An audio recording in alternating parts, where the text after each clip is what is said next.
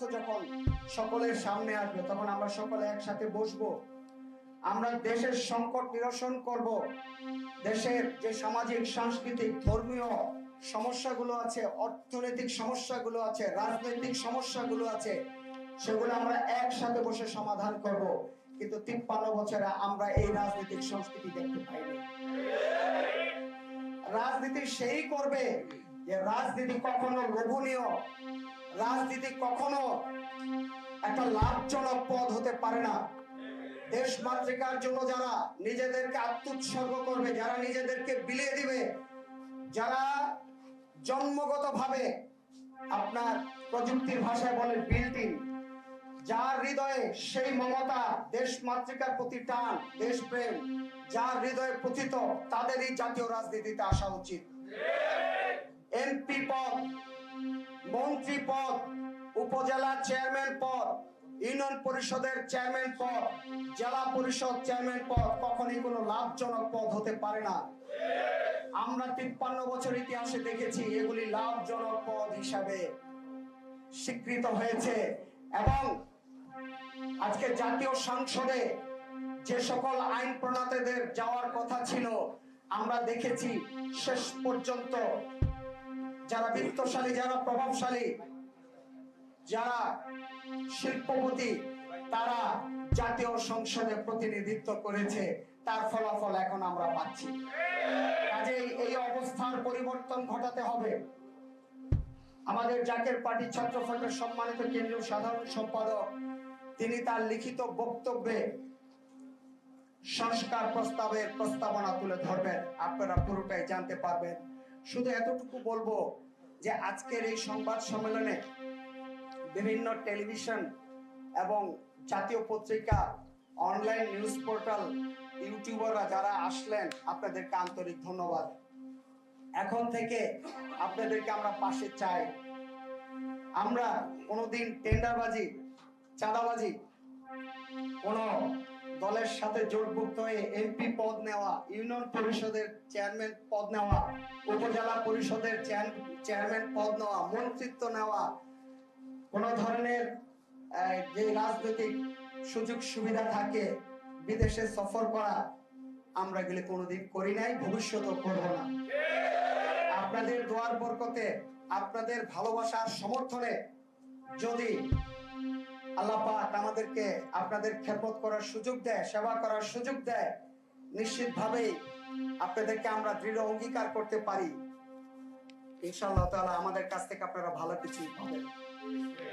মহান ৭১-এ যারা দেশের জন্য রক্ত দিয়েছেন, যে মা বোনরা তাদের জীবনের সবচেয়ে সেরা সম্পদ লুটিয়ে দিয়েছেন, এবং জুলাই বিপ্লবে যারা আত্মাহুতি দিলেন, আমরা দৃঢ় বিশ্বাসী মহান রাব্বুল আলামিনের রহমতে ইনশাআল্লাহ তাআলা জাকের পার্টির মহান প্রতিষ্ঠাতা বিশ্বওলি হযরত মাওলানা শাহ সুফি খাজা ফরিদপুরি রহমতুল্লাহ আলাইহি সাহেবের দোয়ার বরকতে নিশ্চিতভাবেই জাকের পার্টি এমন একটি চমৎকার রাষ্ট্র ব্যবস্থা গড়ে দিবে যেখানে হিন্দু, মুসলিম, বৌদ্ধ, খ্রিস্টান বহু সাম্প্রদায়িক সম্প্রীতি থাকবে, গণতন্ত্র, ইসলাম, সমাজতন্ত্র সমস্ত কিছুর অভূতপূর্ব ভারসাম্য থাকবে, যেখানে আর কোনোদিন কোন রাজনৈতিক পদ, কোন জনপ্রতিনিধির পদ লাভজনক পদ হিসেবে বিবেচিত হবে না। সবাই হবে মহান ব্রত। আর আপনারা জানেন জাকের পার্টির 4টি মূলনীতির অন্যতমটি হচ্ছে আর্তমানবতার সেবা করা। আমরা গত 35 বছরে অনেকের কটু কথাই শুনেছি, আমরা কখনো বিচলিত হইনি, আমরা কখনো মনে কষ্ট নেইনি। তাদের এই ধরনের কটুবাক্য, তাদের তুচ্ছ-তাচ্ছিল্য আমাদের আত্মবিশ্বাসকে আরো বহু গুণে বাড়িয়ে দিয়েছে, আমাদের জাতির প্রতি ডেডিকেশন আরো বহু গুণে বাড়িয়ে দিয়েছে। এখন আমরা আরো নিশ্চিন্তে বলতে পারি আমাদের যে ফ্রেশ স্পিরিট, ইয়াং স্পিরিট, তারা জাকের পার্টির কর্মসূচি বাস্তবায়নে যে কোনো ত্যাগ স্বীকারের জন্য প্রস্তুত আছে। আমি আবারও দ্ব্যর্থহীন কণ্ঠে বলতে চাই, জাকের পার্টি ব্যক্তি বা দলীয় স্বার্থ নয়, সবার আগে জাতীয় স্বার্থকে প্রাধান্য দেয়। শুধু বলবো যে এখন জাতীয় রাজনীতিতে নীতি, নৈতিকতা মানবিকতা, সততা, ন্যায়নিষ্ঠতা এবং আদর্শের মূল্যায়ন হওয়া উচিত। অবশ্যই মূল্যায়ন হওয়া উচিত। সংস্কার যেমন সকল ক্ষেত্রে হতে হবে, তেমনি 18 কোটি জনগণকেও এবার নিজের সংস্কার সাধন করতে হবে। যে করে টাকার নোট দেখলে আর বিভ্রান্ত হব না, পাজেরো গাড়ি দেখলে আর বিভ্রান্ত হব না। কৃষকের সন্তান সেরা না, বিত্তশালীর সন্তান সেরা, সেটা তার কাজ দিয়ে প্রমাণ হবে। কাজে আর ভুল সিদ্ধান্ত নেওয়া যাবে না। আপনারা ভালো থাকবেন, সুস্থ থাকবেন। আমাদের কেন্দ্রীয় সাধারণ সম্পাদক উপস্থাপন করবেন। আশা করি যে জনগণের জাতির মনোভূত হবে। আপনারা ভালো থাকবেন। ধন্যবাদ।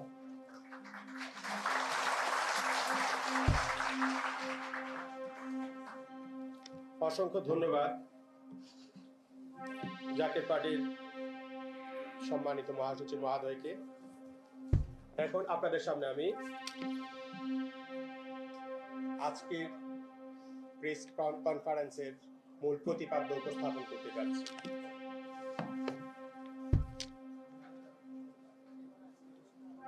রাষ্ট্র সংস্কার, রাজনীতির গুণগত পরিবর্তন ও কর্মসংস্থান সৃষ্টির রূপরেখা শীর্ষক সংবাদ সম্মেলন জাকের পার্টি ছাত্র ফ্রন্ট। প্রিয় নেতৃবৃন্দ ও সাংবাদিকবৃন্দ, সকলকেই আমার সালাম। আসসালামু আলাইকুম ওয়া রাহমাতুল্লাহি ওয়া বারাকাতুহু। অন্যান্য ধর্মাবলম্বী যারা আছেন তাদেরকে আমার লাল গোলাপের শুভেচ্ছা এবং অভিনন্দন। যাদের আত্মত্যাগ, সবাইকে আগে প্রেস লিস্ট আগে দয়া করে দেওয়ার জন্য সবিনয় অনুরোধ করছি। লিখিত বক্তব্যটা দয়া করে সবার হাতে একটু দয়া করে যদি পৌঁছে।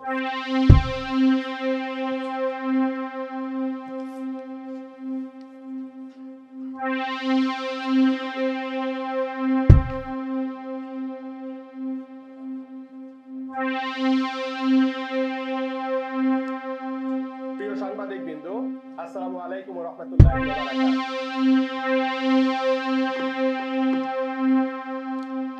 যাদের আত্মত্যাগ ও অবদানে নতুন বাংলাদেশ শহীদ আবু সাঈদ সহ সকল বীর শহীদদের শ্রদ্ধা ভরে স্মরণ করি।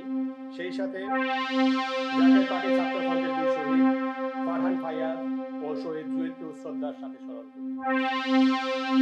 এখানে একটি বিষয় পরিষ্কার করতে হয়, জাকের পার্টি আওয়ামী লীগের নেতৃত্বাধীন 14 দলের জোটে কখনো ছিল না। বিএনপির নেতৃত্বাধীন 36 দলের জোটে কখনো জাকের পার্টি ছিল না। এটা জাতির কাছে স্পষ্ট এবং পরিষ্কার করতে হয়। আমাদের বেশ কিছু দাবি আছে, প্রায় 16 দফা নিয়ে আমরা মূলত কথা বলবো। আপনাদের সাথে আমরা আহ্বান জানাবো, পর্যায়ক্রমে আমরা সেটা সরকারকে প্রস্তাবনা দিব। 1 নাম্বার, যেহেতু আমরা কলেজ বিশ্ববিদ্যালয়ে আমাদের প্রথম স্টেটে আসবে, বিশ্ববিদ্যালয়গুলো আজ সড়কপ্রাপ্ত বেকার কেন্দ্রে পরিণত হয়েছে। বিশ্বায়নের যুগে উন্নত মানের শিক্ষা কার্যক্রম এবং উন্নত দেশগুলোর সাথে তুলনামূলক মানদণ্ডের স্নাতকোত্তর ডিগ্রি নিয়ে যখন আমাদের তরুণরা কর্মক্ষেত্রে যায়, তখন দেখা যায় শ্রমবাজারে যে শ্রম ভাতা পায় তাতে মর্যাদাপূর্ণ জীবনযাপন করা সম্ভব হচ্ছে না। প্রকৃতপক্ষে দেশের শিক্ষার মান আন্তর্জাতিক মানে উন্নীত না করে শুধু সার্টিফিকেট ধরিয়ে দেয়, এটা দেশের মেরুদণ্ড ধ্বংস করে দেওয়ার দুঃখজনক পদপিঠ সৃষ্টি করা হয়। বর্তমানে দেশে শিক্ষিত বেকারের সংখ্যা 33%। আমি আবার উচ্চারণ করছি, দেশে বর্তমানে শিক্ষিত বেকারত্বের হার 33%। আর দেশের 85% হলো যুবক, যাদের বয়স 35 বছরের নিচে। এই বিশাল কর্মশক্তিকে দেশের শ্রমবাজারে যেভাবে সংযুক্ত করার কথা ছিল, পর্যায়ক্রমে সে সকল পদক্ষেপ কিন্তু নেওয়া হচ্ছে না। কাজেই যুব বেকারদের হার নিরসন কল্পে সংস্কার সাধন করতেই হবে। 3, দেশের পিএইচডি, এমফিল, মাস্টার্স ও রিসার্চ ডেভেলপমেন্টে যথাযথ বিনিয়োগ নেই। অথচ ইসরায়েল একটি ছোট্ট দেশ, সারা পৃথিবী কাঁপাচ্ছে। কারণ তারা রিসার্চ এন্ড ডেভেলপমেন্ট এবং প্রযুক্তিতে ব্যাপক বিনিয়োগ করতে পেরেছে। ইসরায়েল এক্ষেত্রে জিডিপি 6 থেকে 7% বিনিয়োগ করেছে। সাউথ কোরিয়া রিসার্চ এন্ড ডেভেলপমেন্টে বিনিয়োগ করেছে 4.5%। আর এই ক্ষেত্রে বাংলাদেশে বিনিয়োগ করেছে 0.5%, যা একেবারেই নগণ্য। রিসার্চ এন্ড ডেভেলপমেন্টে ন্যূনতম 3% বিনিয়োগ করা দরকার, যাতে ভবিষ্যতে বাংলাদেশ কন্ডাক্টর চিপ, আর্টিফিশিয়াল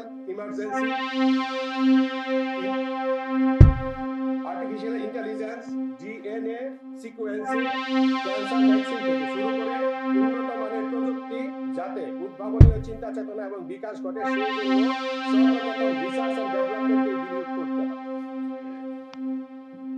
4, বাংলাদেশের বিশ্ববিদ্যালয়গুলিকে রিসার্চিং হাবে পরিণত করতে হবে। এখনো অধিকাংশ বেসরকারি বিশ্ববিদ্যালয়ে পিএইচডি কার্যক্রম নেই। আবার যেসব বিশ্ববিদ্যালয়ে পিএইচডি দেওয়া হয়,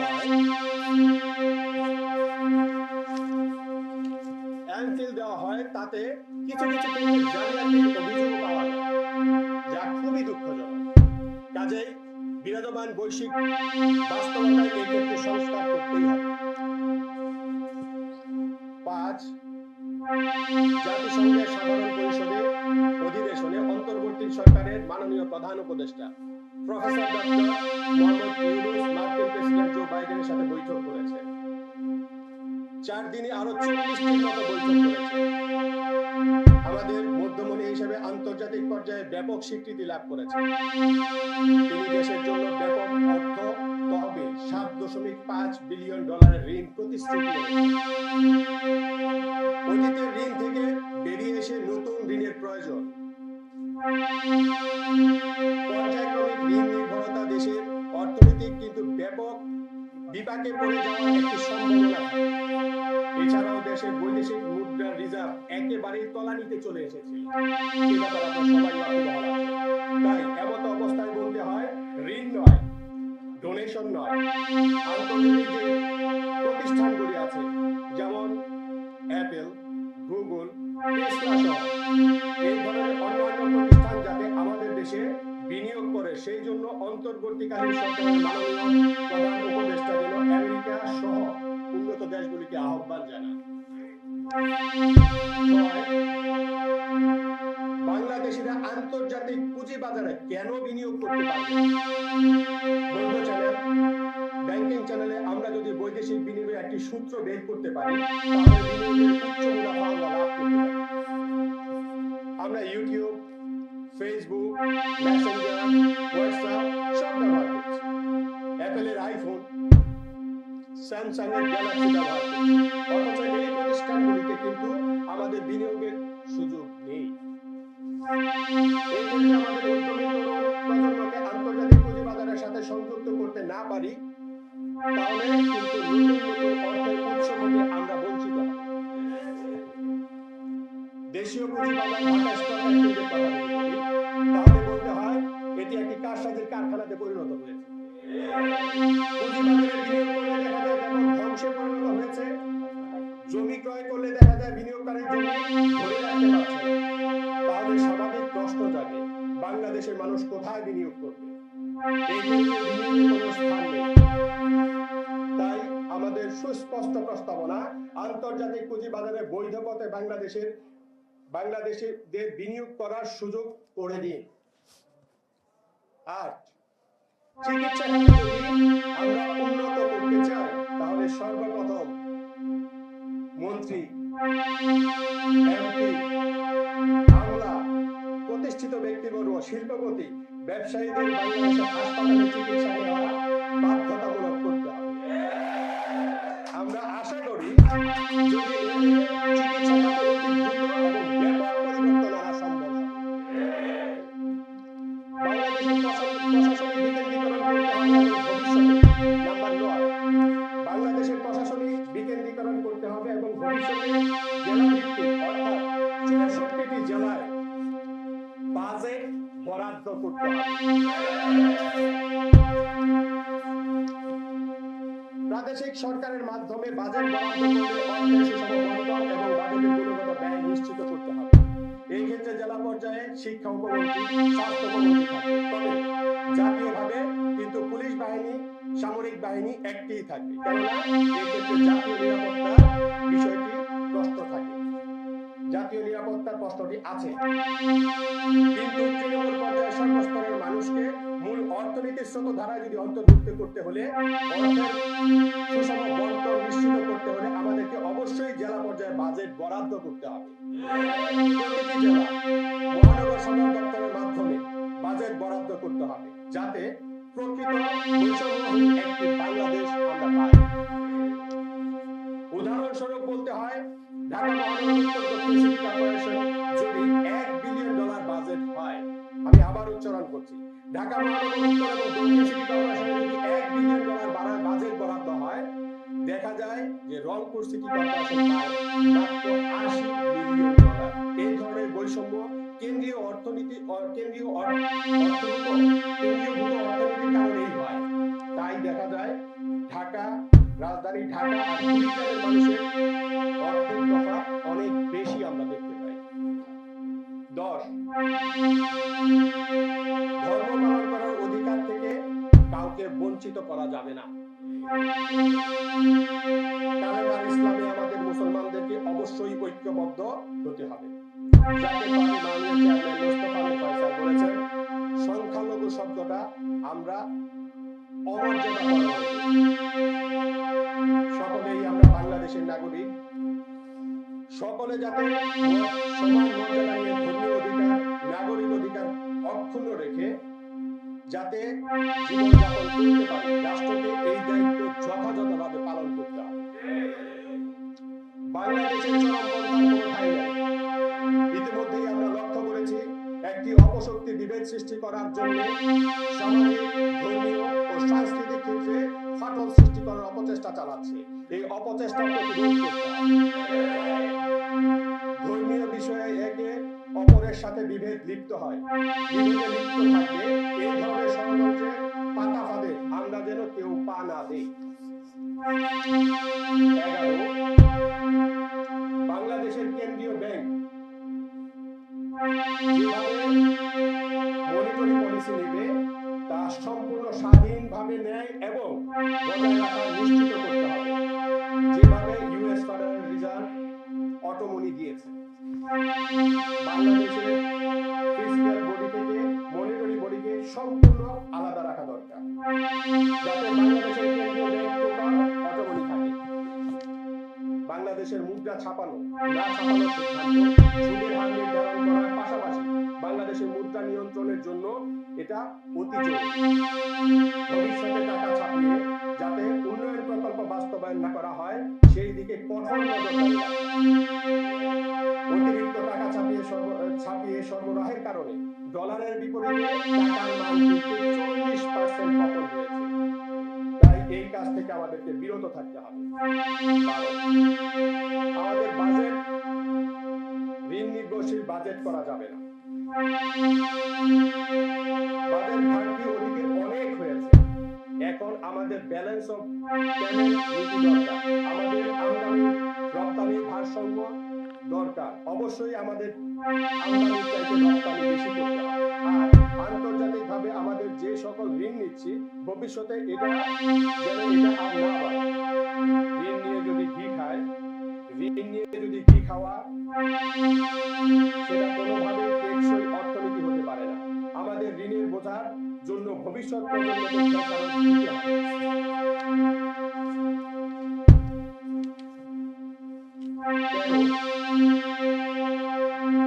53 বছরের ইতিহাসে গণতন্ত্র প্রতিষ্ঠা পায় নাই। যারাই ক্ষমতায় এসেছে তারাই ক্ষমতা কুক্ষিগত করার অপচেষ্টা চালিয়েছে। বাংলাদেশের মানুষকে একটি অবাধ, সুষ্ঠু ও নিরপেক্ষ উৎসবমুখর নির্বাচন করে উপহার দিতে হলে কালো টাকার প্রভাব বন্ধ করতে হবে। কালো টাকার প্রভাব বন্ধ না হলে 100 বছরেও বাংলাদেশের একটি সুষ্ঠু অবাধ নির্বাচন সম্ভব হবে না। দেখা যায় টাকার জোরে, ক্ষমতার জোরে যে ভোট কেন্দ্র দখল করে নেয়, নির্বাচনে সেই কিন্তু বিজয় লাভ করে। কৃষকের সন্তান আর বিত্তশালীর সন্তান নির্বাচনে প্রার্থী হওয়া এবং প্রতিদ্বন্দ্বিতার ক্ষেত্রে যে বৈষম্য, কালো টাকার প্রভাব, তার বৈষম্যহীন বাংলাদেশ প্রতিষ্ঠিত হবে না। আর গণতন্ত্র শুধু নির্বাচনের দিন নয়, প্রতিদিন চর্চা করতে হবে।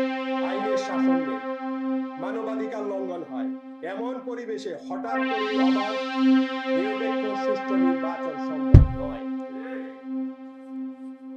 তাই আমরা চাই রাষ্ট্রের সঠিক সংস্কার মেরামত না হওয়া পর্যন্ত বাংলাদেশের কোনো নির্বাচন দেওয়া উচিত নয়।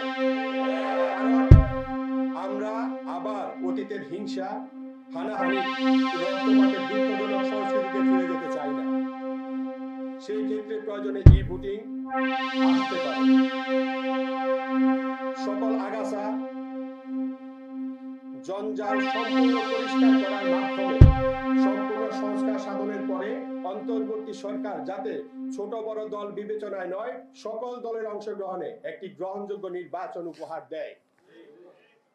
14, দেখা যায় যে দল ক্ষমতায় থাকে মিডিয়া তারা সব সময় প্রাধান্য পায়, ছোট ছোট দলগুলিকে মিডিয়া সময় দেওয়া হয় না। এটা আওয়ামী লীগ, বিএনপি উভয়ই ক্ষমতার সময় দেখায়। এই অবস্থা থেকে বেরিয়ে আসার জন্য একটি স্বাধীন মিডিয়া কমিশনের মাধ্যমে সকলের সমাধান, সমান অধিকার নিশ্চিত করতে হবে অথবা দিতে হবে। 15, পুলিশ বাহিনীকে কেউ যাতে লাঠিয়াল বাহিনী হিসেবে ব্যবহার করতে না পারে তা নিশ্চিত করতে হবে। প্রশাসন, সেনাবাহিনী এবং পুলিশ বাহিনীকে সম্পূর্ণ অরাজনৈতিক রাখতে হবে। 16, দুর্নীতিবাজ, ক্ষমতাসীন রাজনৈতিক আমলাদের গ্রেফতার করা হয়েছে, কিন্তু তাদের সাথে সকল অভিজাত ব্যক্তিবর্গ দেশ লুণ্ঠন করেছে, তাদেরকেও গ্রেফতার করতে হবে। ব্যাংকিং খাতে ঋণ দেওয়ার ক্ষেত্রে দেখা যায় 10 কোটি টাকার জমি দিয়ে 1000 কোটি টাকার ঋণ দেওয়ার প্রবণতা বাংলাদেশে আছে। এটা আর হতে দেওয়া যাবে না। পত্রপত্রিকার মাধ্যমে জনগণের অর্থের সঠিক চিত্র জনগণের সামনেই উন্মোচন করতে হবে। তাহলে দুর্নীতি, লুটপাট শূন্যের কোথায় রাখা সম্ভব হবে। রাষ্ট্রের টাকা লুটপাট করবে আর তাকে রাষ্ট্রদ্রোহী ঘোষণা করা যাবে না, এটা হবে। ধন্যবাদ আপনাদের সবাইকে। জাতীয় পার্টি ছাত্রফ্রন্টের পক্ষ থেকে আপনাদের সকলকে আসার জন্য লাল গোলাপের শুভেচ্ছা এবং অভিনন্দন জানাচ্ছি।